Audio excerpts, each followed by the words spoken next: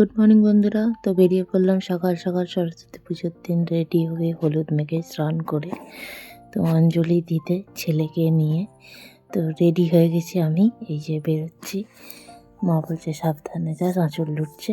এই যে ছেলে জুতো পরছে, দেখতে থাকো।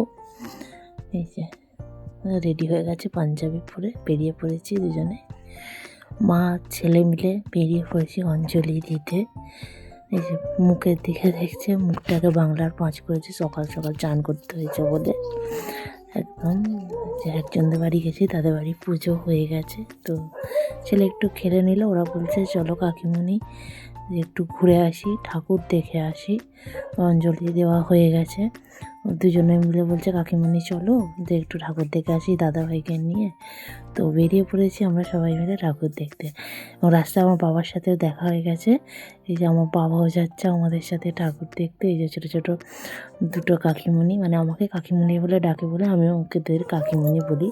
আর আমার ছেলে, তিনজনে মিলে যাচ্ছি ঠাকুর দেখতে এবং পুজো দেখতে। একজনদের বাড়িতে বলেছে যেতে, তো বেরিয়ে পড়েছি। এই যে পুজো হচ্ছে, বামুন ঠাকুর পুজো করছে। টাটা।